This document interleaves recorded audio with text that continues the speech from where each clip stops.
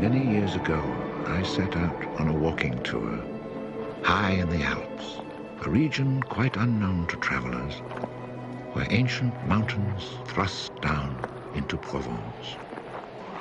The trek began on barren moors, 12 or 1,300 meters above sea level, through land that was bleak and monotonous. Nothing grew there but wild lavender. My route led across the region at its widest point, and after hiking for 3 days, I found myself in a wasteland, desolate beyond description. I made camp near the remains of an abandoned village. The day before, my water supply had run out and I had to find some. The cluster of houses, although they were in ruins, reminding me of an old wasp's nest, made me think that once there must have been a fountain, or perhaps a well.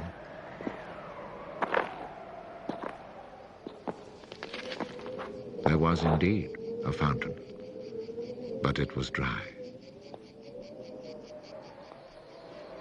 The roofless houses, eaten away by wind and rain, and the chapel with its crumbling belfry, stood arranged like houses and churches in a living village. But here, life had vanished. It was a sunny, cloudless June day, but over these bare highlands blew a fierce, insufferable wind. Growling through the skeletons of the houses, it sounded like a wild beast disturbed while feeding on its prey. I had to move camp.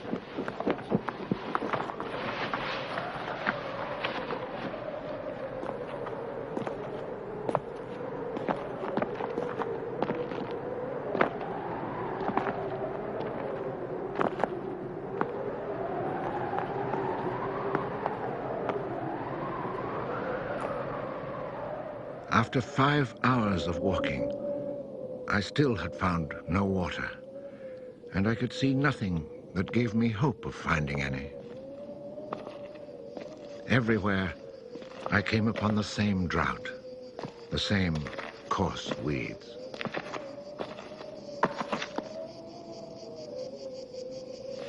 In the distance, something caught my eye. A thin, dark shape that I took for a tree stump. But just in case, I walked towards it.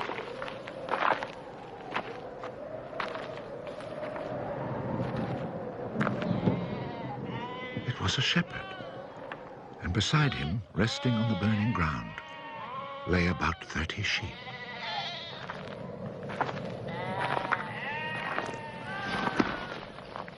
He let me drink from his gourd, and presently he led me to his sheepfold in a hollow in the plain.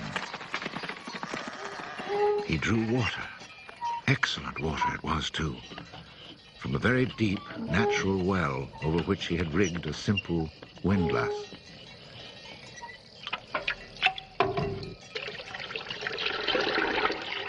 The man spoke very little, often the way with people who live alone, but he appeared sure of himself and confident in his assurance.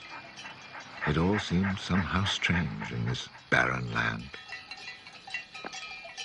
He lived not in a hut, but in a real house, a stone house, whose walls clearly showed how his own labor had repaired the ruin it had once been. Its roof was solid and strong, and the wind on its tiles sounded like the sea upon the seashore. Inside, it was neat and tidy, dishes washed, floor swept, shotgun oiled. His soup simmered over the fire. And I noticed that he was freshly shaved, that all his buttons were firmly sewed on, and that his clothes were darned with that meticulous care which makes the mend invisible. He shared his soup with me.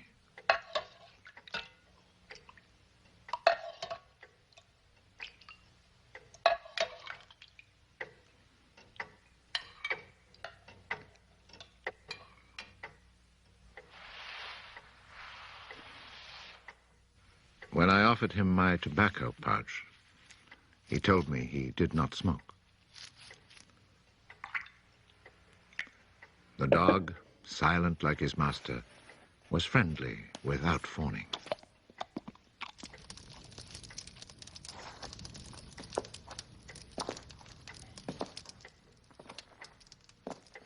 It had been agreed that I would spend the night. The nearest village was still almost 2 days' walk away.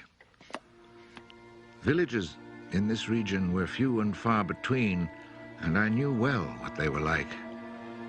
4 or 5 of them were scattered over the slopes of these highlands, each one at the very end of a cart track among copses of white oaks. They were inhabited by charcoal burners. The living was poor, and families huddled together in a climate very harsh both in summer and winter found their struggle for survival made more bitter by their isolation. There was no relief. Their constant longing to escape became a crazy ambition. Endlessly the men carted their charcoal to town, then returned home.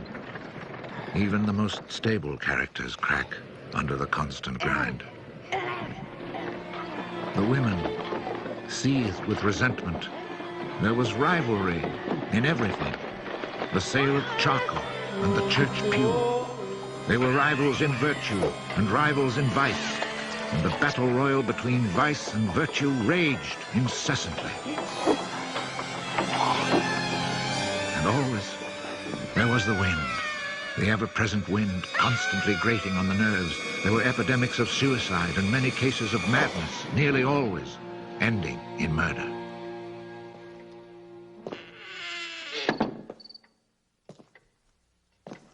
The shepherd, who did not smoke, went to fetch a little sack, and onto the table he emptied a pile of acorns.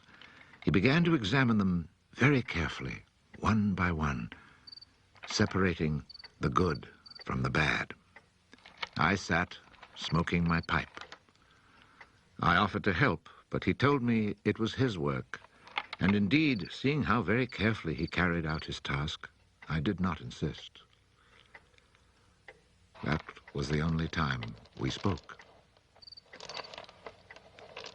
When he had set aside enough acorns, he divided them into piles of 10. As he did this, he discarded the smaller ones, or those that were cracked, for now he was examining them very, very closely. When finally there lay before him 100 perfect acorns, he stopped, and we went to our beds. Being with this man brought a great sense of peace. The following morning, I asked him if I might stay on and rest for the day. He found that quite natural, or to be more precise, he gave me the impression that nothing could upset him. The day of rest was not absolutely necessary, but I was intrigued, and I wanted to learn more about him. He let his sheep out of the pen and led them to their grazing. Before he went, he took the little bag of carefully chosen acorns and put them into a pail of water to soak. I noticed that for a walking staff, he carried an iron rod as thick as my thumb and about as high as my shoulder.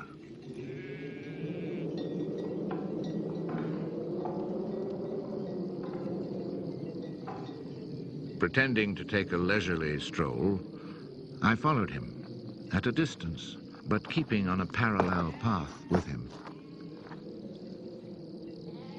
The pasture for his sheep was down in a dell. Leaving his dog in charge of the little flock, he began to climb towards me where I was standing. I feared he was coming to reproach me. Not at all. It happened to be on his way, and he invited me to go with him if I had nothing better to do. He was going a little farther on, to the top of the hill.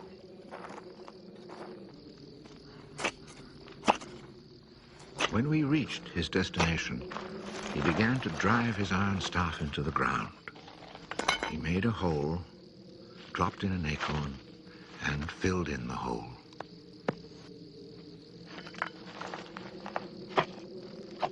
He was planting oak trees. I asked him if he owned the land. He said no. Did he know who owned it? He did not. He thought it was common land, parish property, or perhaps it belonged to people who did not care about it. That did not concern him. And so with infinite care, he planted his 100 acorns.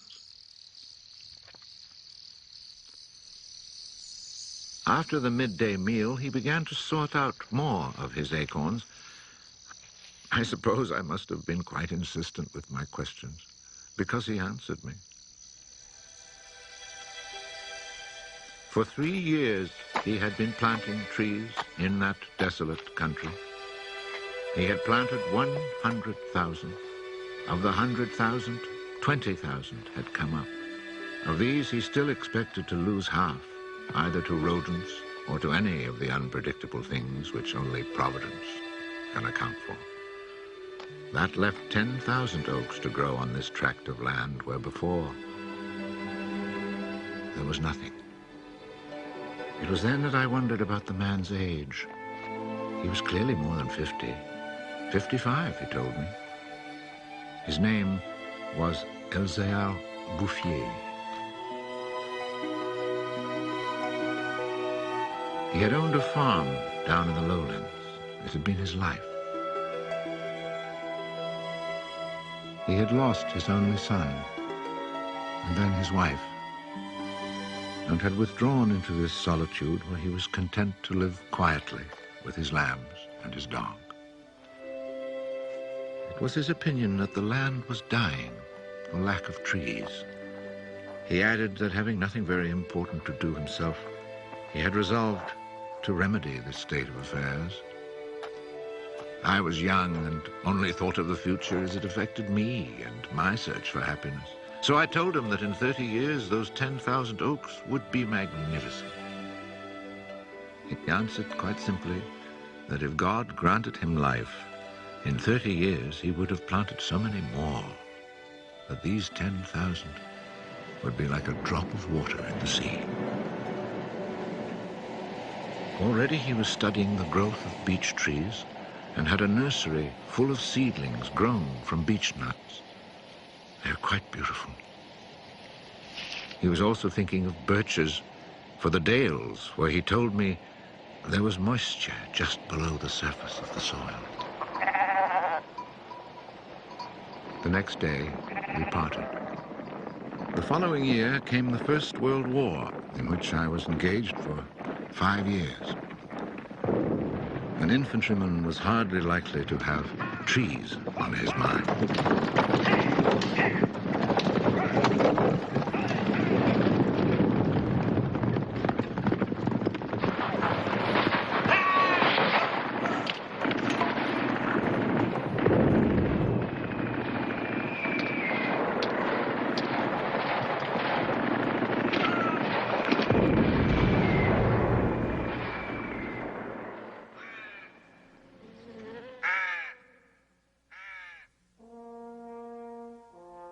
After demobilization, I found myself the possessor of a small gratuity and a great desire to breathe pure air. This was my only thought when I set off once more on the road to the barren lands. The country had not changed. However, in the distance, beyond the deserted village, I noticed a sort of grayish mist that lay on the hilltops like a carpet. The shepherd who planted trees had been in my mind since the day before. 10,000 oak trees, I thought to myself, really need a lot of space. I had seen so many people die in those 5 years, it was easy to imagine that Elzéard Bouffier, too, was dead, especially since at 20, we think of men of 50 as ancient with nothing left to do but die.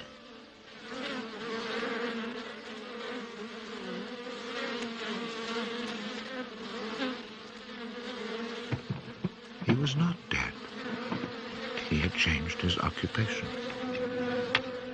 He had only 4 sheep left, but now he had over 100 hives of bees. He had given up sheep because they threatened his young trees. The war had not disturbed him, and he had calmly continued his planting. The oaks of 1910 were now 10 years old and taller than either of us. It was such an impressive sight, I was struck dumb. And as he never said a word, we spent the whole day in silence, walking through his forest. It was in 3 sections and measured 11 kilometers long and 3 kilometers at its widest. When I reminded myself that all this was the work of the hand and soul of one man with no mechanical help, it seemed to me that men could be as effective as God in tasks other than destruction. He had followed his dream, and beech trees as high as my shoulder, stretching as far as the eye could see, were witness to it. The oaks were strong and past being at the mercy of rodents. As for Providence, she would have needed a cyclone to destroy this creation of man. He showed me handsome groves of 5-year-old birches planted in 1915, the year I was fighting at the Battle of Verdun. He had set them out in all the hollows where he guessed, and rightly, there was moisture near the surface. They were like young children, tender yet firm and confident. And creation, it seemed, had just followed in a natural sequence. He hadn't worried about it. Resolutely, he had gone about his simple task. On the way down through the village, I saw streams flowing with water, which in living memory had always been dry. This was truly the most impressive effect of creation's natural cycle that I'd ever seen. Long ago, these brooks had been full of water. Among the miserable villages I mentioned before, some were built on sites of ancient Roman villages, and archaeologists digging in the ruins had found fish hooks, whereas in the 20th century, cisterns were needed to ensure even a modest supply of water. The wind had scattered seeds too, and as the water reappeared, so did willow trees, reeds, meadows, gardens, flowers, and a reason for living. But the change had come about so gradually that it was simply taken for granted. Of course, hunters who climbed these heights in search of hares and wild boar had noticed the sudden appearance of little trees, but had put it down to some caprice of nature. That is why no one had meddled with the work of the shepherd. If they had suspected it was man's work, they would have interfered. But who would even think of him? Who in the villages or among the authorities could ever have imagined such constant, magnificent generosity?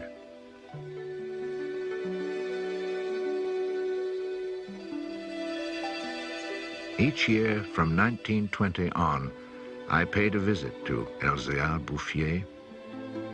I never saw him lose heart, nor was he ever deterred. And often, God knows, it must have seemed that heaven itself was against him.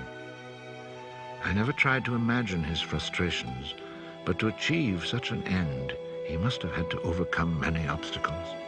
For such passion to succeed, he must surely have fought and conquered despair. We must remember that this exceptional man had worked in utter solitude. Solitude so complete that towards the end of his life, he had lost the habit of speech. Oh, perhaps he saw no need for it. In 1933, he was visited by an astonished forester who notified him of an order that lighting fires outdoors was forbidden for fear of endangering this natural forest. It was the first time, the forester told him naively, that he had ever seen a forest grow of its own accord. In 1935, a whole delegation from the authorities arrived to look at the natural forest. There was a high-ranking official from the forestry department, an elected member of parliament, technical experts. And there was a great deal of talk. It was decided something must be done. Fortunately, nobody did anything except for the one good thing. The forest was placed under government protection and charcoal burning was prohibited. For it was really quite impossible not to be enchanted by the beauty of these young, healthy trees. And they had even managed to cast their spell over the Member of Parliament.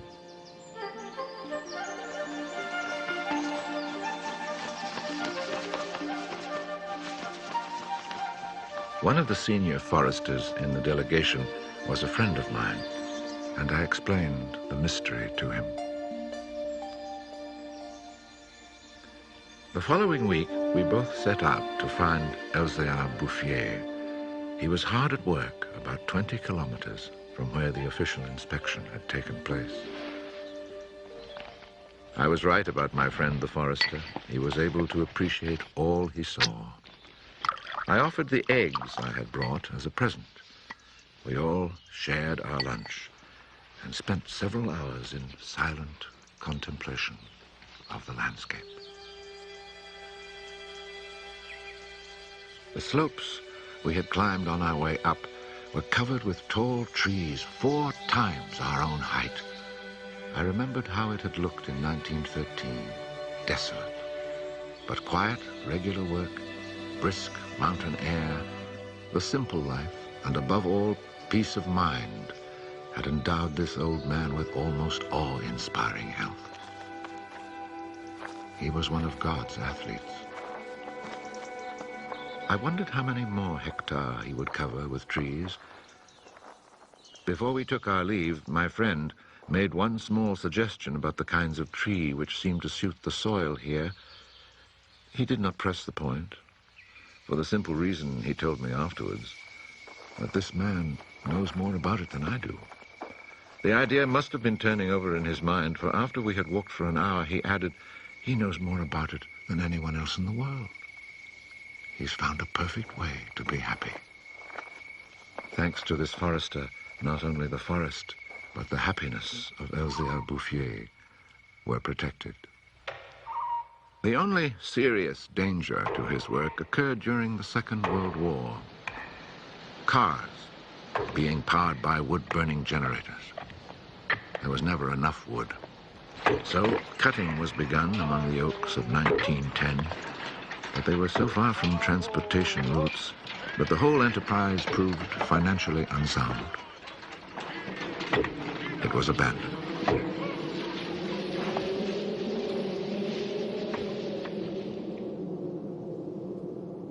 The shepherd knew nothing of all this.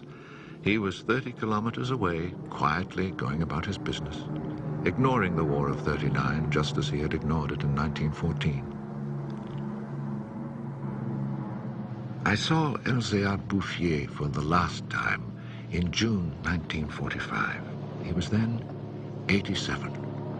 Again I had set out on the road to those barren moors. But now, in spite of the dislocation left behind by the war, there was a bus which ran from the Durance Valley up into the mountains. I decided it must be because of this relatively speedy means of transport that I could not recognize the places where my walks used to lead me. It took the name of a village to reassure me that I really was in that region that had once been desolate and abandoned.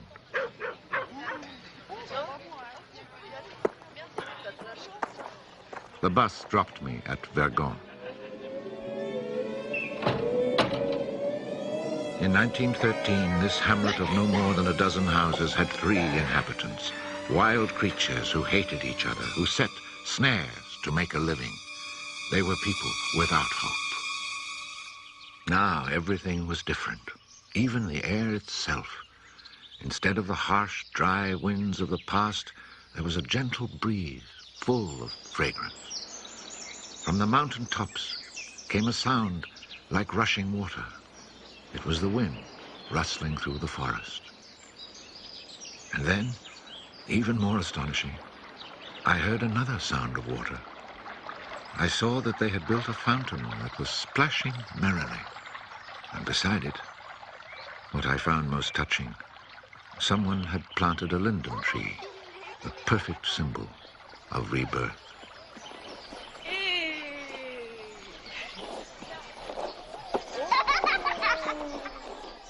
Moreover, Verdun showed signs of the kind of labor that only hope can inspire. So hope had been restored, ruins had been cleared, and crumbling walls torn down. The new houses, freshly rough-cast, stood in kitchen gardens where flowers and vegetables grew in orderly confusion. Roses and cabbages, snapdragons and leeks, celery and anemones. It had become a place where one would want to live.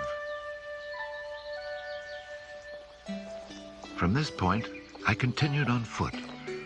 The war had not been over long enough for life to reach full bloom, but Lazarus had emerged from the tomb.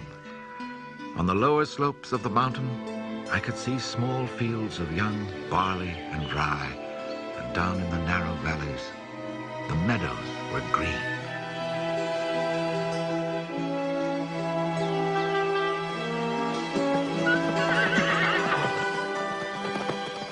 It has taken only 8 years since then for the whole countryside to glow with health and prosperity.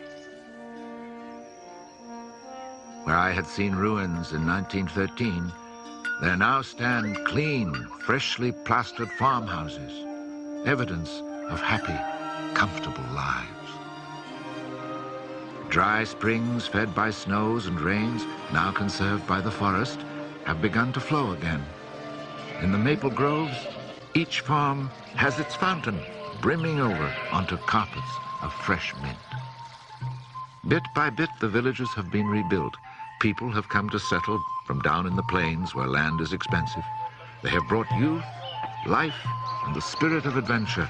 On the roads, one meets people glowing with health, and boys and girls laughing as they enjoy their rustic pleasures.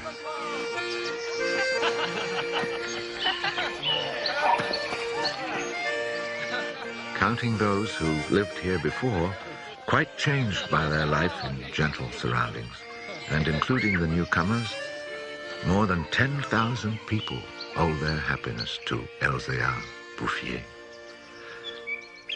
When I think that one man, one body, and one spirit was enough to turn a desert into the land of Canaan, I find after all that a man's destiny can be truly wonderful.